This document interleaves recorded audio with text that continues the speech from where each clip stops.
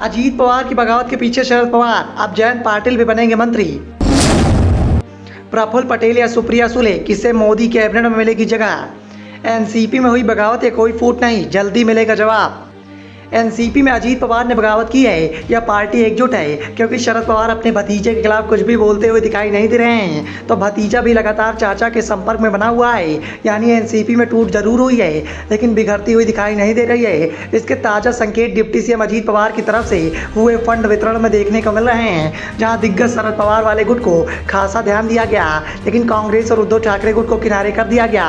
इसी बीच इस बात की चर्चाएं भी तेज हो गई हैं कि प्रफुल्ल पटेल के बाद सीनियर पवार कि एक और बड़े वफादार जयंत पाटिल दादा के साथ आ सकते हैं। खास बात तो ये है कि एनसीपी के इस पूरे सियासी खेल में पाटिल अपने पद पर काबिज हैं, वो अभी भी शरद पवार के वफादार बने हुए हैं। ये भी कह सकते हैं कि शरद पवार के जितने भी वफादार हैं, उनमें से सिर्फ जयंत पाटिल ही शरद पवार के खेमे में बचे हुए हैं, बाकी दल बदल चुके हैं। दावा इस बात का किया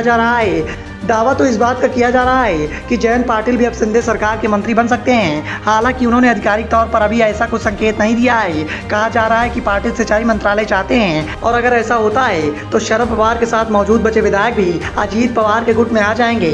लेकिन रोहित पवार के पाला बदलने की संभावनाएं कम दिखाई दे रही हैं। शिवसेना नेता संजय सिरकत ने भी इस बात का दावा किया है कि पाटिल अजीत दादा के साथ आ सकते हैं। दरअसल इस बात के संकेत बजट के पूरक अनुदान से मिले हैं।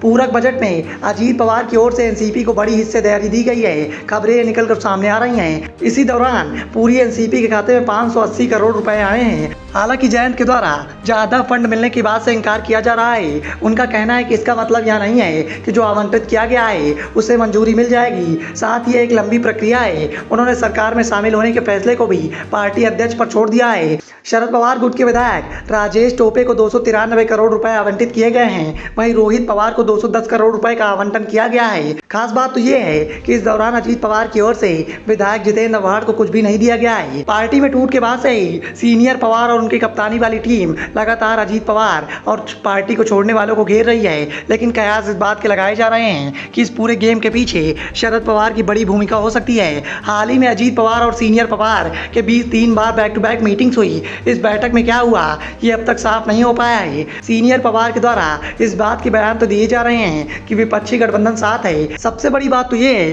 कि विधानसभा सत्र में एनसीपी के विधायक विधानसभा की कार्यवाही में शामिल नहीं हो रहे हैं, लेकिन विधानसभा परिसर में आपस में जिस गर्मजोशी से मिल रहे हैं उससे कुछ और ही संकेत मिल रहे हैं। महाराष्ट्र विधानसभा में हाल ही में एक खास तस्वीर निकलकर सामने आई, जहां अजीत कैंप के प्रदेश अध्यक्ष सुनील तटकरे और पवार गुट के प्रदेश अध्यक्ष जयंत पाटिलों के बीच में मुलाकात हुई। इतना ही नहीं, दोनों गले मिले और बड़ी देर तक बातचीत हुई। हालांकि दोनों के बीच क्या बातचीत हुई ये अभी तक साफ नहीं हो पाया है। एनसीपी में टूट के बाद से ही अजीत पवार खुद को एनसीपी का अध्यक्ष घोषित कर रहे हैं, जबकि एनसीपी के शीर्ष पद पर खुद शरद पवार थे। चुनाव को भेजे गए पत्र में भी अजीत पवार को अध्यक्ष के तौर पर दिखाया गया है। इससे उलट महाराष्ट्र एनसीपी के प्रमुख जयंत पाटिल अपने पद पर काबिज रहे हैं। इस दौरान वह शरद पवार के कैंप के समर्थन की बातें करते रहे। दावा इस बात का किया जा रहा है कि इस पूरे मामले में शरद पवार की बेटी सुप्रिया सुले को सब कुछ पता है। अप्रैल में ही उन्होंने कहा था कि नई दिल्ली और महाराष्ट्र में 15 दिनों के अंदर 2 बड़े सियासी फैसले होने हैं, लेकिन उन्होंने ये नहीं साफ किया था कि उनका इशारा किस ओर है। लेकिन उनके बयान के 13वें दिन बाद सीनियर पवार ने अध्यक्ष पद छोड़ने का ऐलान कर दिया। इसके कुछ समय बाद ही सीनियर पवार ने एनसीपी के 2 कार्यकारी अध्यक्ष बना दिए, जहां प्रफुल्ल पटेल और बेटी सुप्रिया सुले को जिम्मेदारी दे दी गई थी। Bureau report, the Dhakad news.